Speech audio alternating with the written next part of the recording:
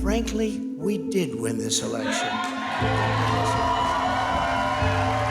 The Fox News decision desk can now project that former Vice President Joe Biden will win Pennsylvania and Nevada. He is President-elect Joseph Robinette Biden. Become the 46th President of the United States. The greatest threat to American democracy began to take shape in the hours and days after the election. The West Wing was a ghost town. No one was even coming in. And the president didn't come down from the residence for several days after it was called for Biden. Alyssa Farah Griffin had been the communications director for Mark Meadows and the Freedom Caucus, press secretary for Vice President Mike Pence, and was the Trump White House communications director.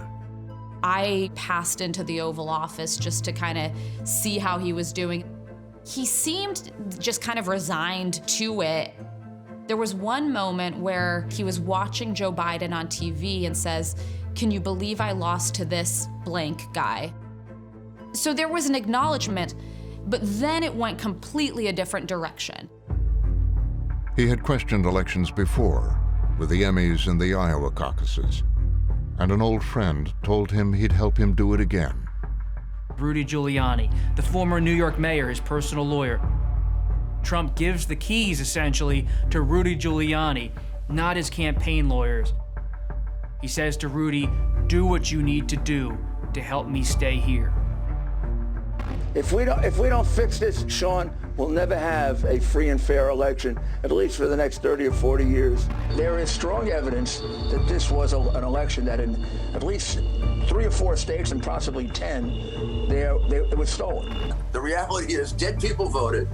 Over 300,000 ballots were counted in secret. It was a pivotal moment. Senate leader Mitch McConnell had said privately that Trump had lost. Josh Holmes was one of his key advisors. The view at this point initially is, look, this looks like it's probably over from our perspective. The margins are large enough where it's not triggering automatic recounts in some of these places. It felt off. It felt like it wasn't going to be able to get to the, a victorious outcome for President Trump. But McConnell wouldn't say it publicly. He knows Trump is lost, but he does not want to anger Trump. Mr. Leader, can you tell us, have you seen any evidence of election fraud that you think might overturn the election results? All right, folks, let's wrap it up. Thank you very much. All right, guys, let's go. Come on. But McConnell chooses silence. All right, guys, come on, let's go. All right, thank you. He does not acknowledge Biden's victory because he's trying to keep Trump happy. He's trying to placate Trump. I heard from a specific senator who said, Mitch has told us to stay quiet against the president in this period. And I think that led to a lot of what otherwise would be kind of influential senators, at least countering the voice of Donald Trump, being silent. And silence is complicity. He had seen enough over the last 5 years of what kind of a person Trump is to know that this was a dangerous indulgence. He should have been looking for an opportunity to defang Trump while he had the chance. That decision keeps Mitch McConnell out of the crosshairs of Trump and Trump's people.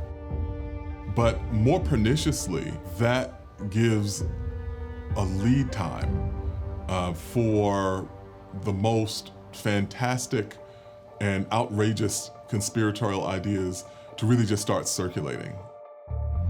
Most fraudulent election in history. All we get back is, shut up, you're a conspiracy theorist, you're attacking the integrity of our democracy. You think we're idiots? We're not backing off this 1 inch. He won. It will be impossible to ever know the true, fair, accurate election results. That's a fact. Fake voters and fraud that miraculously floated in from everywhere. Right-wing media was amplifying the lies. They're going to try to steal North Carolina next. We believe these people are thieves. You have 138,000 votes that magically appear that are all 100% Biden votes. I have a lot of family who are diehard Trump supporters.